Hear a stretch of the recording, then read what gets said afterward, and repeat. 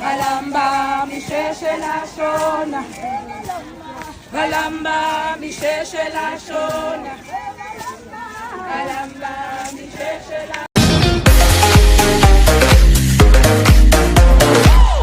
Everyone, welcome back to Sunday Live Trend. Thank you so much guys for tuning in. Well guys, I'm back again with indaba ke zasebukhosini. Well guys, kade ke kunomkhosi ke wesivivane emashobeni endlunkulu ke yakwaZulu emashobeni kade kunomkhosi wesivivane. Omunye kuzobuza ukuthi ke umkhosi wesivivane yini? It's an annual cultural event dedicated to celebrating, empowering and uniting women, hosted in partnership with the Zulu Royal Household and Provincial Department.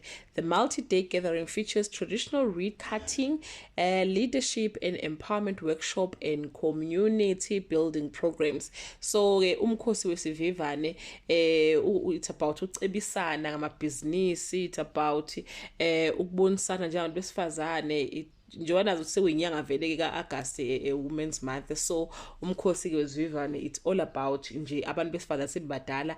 Awufani ke nomkhosi womhlanga okuwumkhosi weintombi, like the intombi zomhlanga.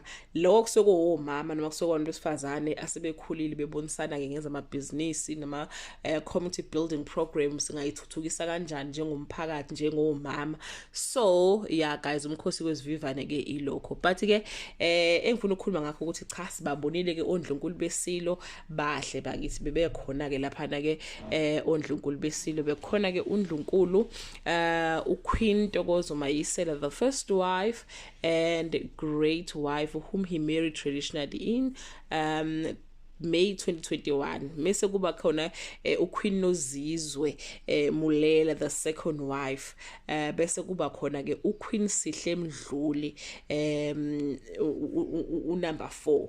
So uQueen Nomzamo Myeni okaMdolomba ubengekho lapha yana, and that raises a lot of ama comment or abantu bebuza ukuthi ke ukuphi ke okaMdolomba, why engekho kulwa mkhosi ke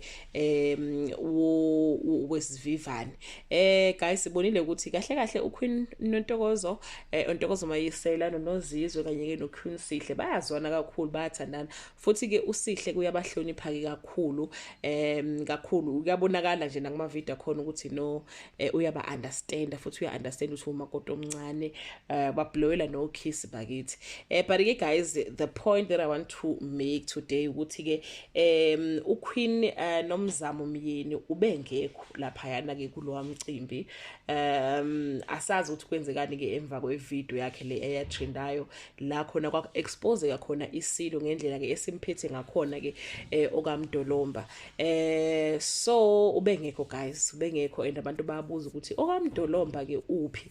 But ke guys, after ivideo le yana sambona okaMdolomba ke ehambe ke nesilo Mrs beke eZimbabwe bohlangana ke nobukhosi bakhona kukhulunywa ngendaba ukuthi abantu nje abade behambile nje South Africa babonela emazweni abo babeyokhuluma nje lolo daba or into ehlakena lokho. Sambona ehambe ke nesilo, but we don't know ukuthi kwenzekani ke after that, because ziningi izinkulumo ezaba khona ngoba isilo sazwakala sikhuluma izinto eziningi, sisho ukuthi unjani njani, like sasimthuka kakhulu, and wakuveza okaMdolomba ukuthi ke iyona impilo ayiphilayo lapha na ke kulowa muzi ke wesilo. Abantu bayasho bathi ke kwesinye isikhathi uma ngabe ufika emzini usuzele vele ke kuba nzima, kuba khona ke imiqathango, because ke okaMdolomba uwafike senengane lapha na ke endlunkulu ke ezogana ke isilo Moses, but samkhetha simazi ukuthi ke unengane.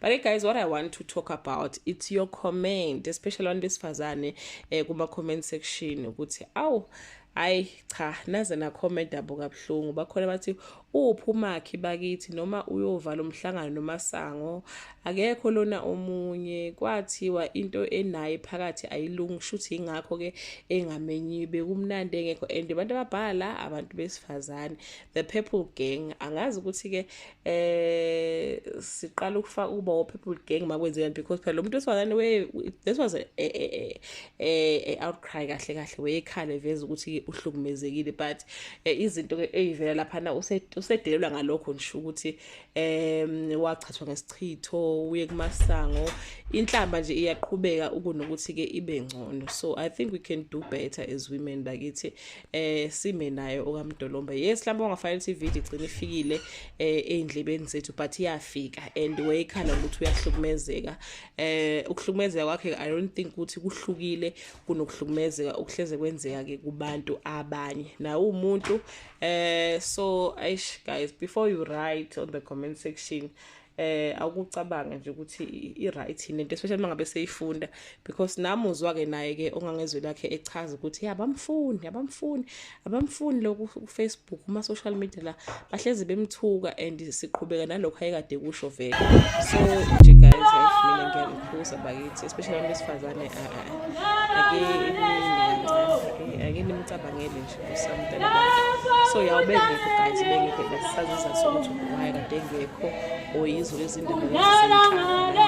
So nje yeah guys but ke umcimbi ke uhambe kahle umcimbi wabo. That brings us to the end of this video. Do leave your comment below and